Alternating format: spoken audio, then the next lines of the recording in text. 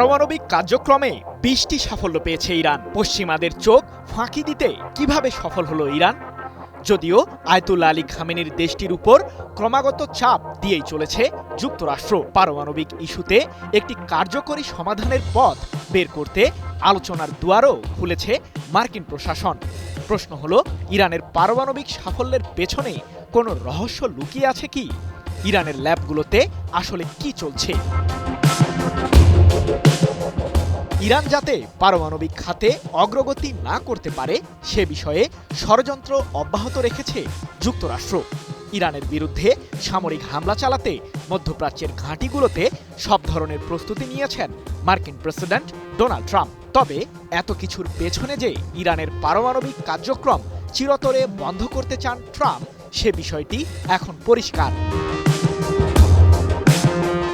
আন্তর্জাতিক বিভিন্ন সংবাদ মাধ্যমের প্রতিবেদনে দাবি করা হয়েছে যে ৬ ফেব্রুয়ারি তুরস্কের ইস্তাম্বুল শহরে পারমাণবিক ইস্যুতে ইরানের পররাষ্ট্রমন্ত্রী আব্বাস আরাকচির সাথে আলোচনায় বসার কথা রয়েছে মার্কিন প্রেসিডেন্ট ট্রাম্পের মধ্যপ্রাচ্য বিষয়ক বিশেষ দূত স্টিভ উইটকভের। অথচ একই ধরনের আলোচনায় গত বছরের জুনের ১২ দিনের যুদ্ধের আগেও বসেছিল ওয়াশিংটন ও তেহরান। কিন্তু খামেনি তার অবস্থানে অটল থাকায় সে সময় মার্কিন প্রশাসন তাদের নির্দিষ্ট লক্ষ্য অর্জনে ব্যর্থ হয়। তবে এবারের আলোচনার সফলতা নিয়ে অনেকটাই আশাবাদী ট্রাম্প। এ প্রসঙ্গে সম্প্রতি তিনি বলেছেন, ইরানের পাশেই আমাদের যুদ্ধজাহাজ অবস্থান করছে, তাদের সাথে আমাদের আলোচনা চলমান রয়েছে। বৈঠকের মাধ্যমে আমরা যদি সমস্যার সমাধান করতে পারি তাহলে তা দারুণ হবে, অন্যথায় ইরানের ভাগ্যে সম্ভবত খারাপ কিছু ঘটবে। প্রশ্ন হলো, যুক্তরাষ্ট্রের সাথে আলোচনা শুরুর আগেই পারমাণবিক খাতে কোন ধরনের সাফল্য পেল ইরান? চিকিৎসা, পরিবেশ সুরক্ষা এবং শিল্প খাতে ২০ ধরনের সাফল্য পাওয়ার দাবি করেছেন ইরানের আণবিক শক্তি সংস্থার প্রধান মোহাম্মদ ইসলামি, যা আগামী কয়েকদিনের মাঝেই উন্মোচিত হবে বলেও জানিয়েছেন তিনি।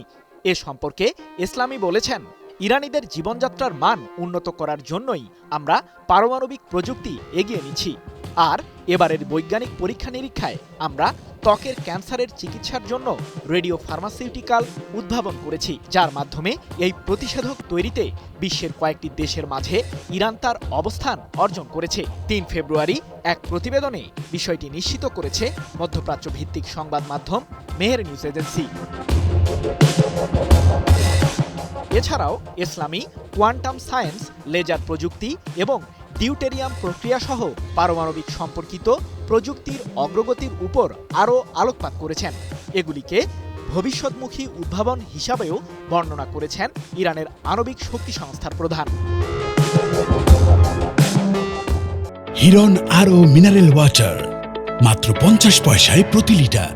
ইরান বহুদিন ধরেই দাবি করে আসছে যে তাদের দেশের পারমাণবিক কার্যক্রম কেবলমাত্র বেসামরিক খাতের উন্নয়নের জন্যই এগিয়ে নেওয়া হচ্ছে, যার সাহায্যে তেহরান মূলত কৃষি, শিক্ষা ও চিকিৎসা সহ বিভিন্ন খাতে পারমাণবিক শক্তির ব্যবহার নিশ্চিত করছে। কিন্তু এ বিষয়টিকে মানতে নারাজ যুক্তরাষ্ট্র সহ পশ্চিমারা।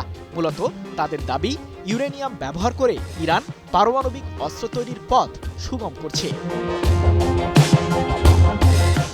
সৃজন মাহমুদ, নিউজ 24।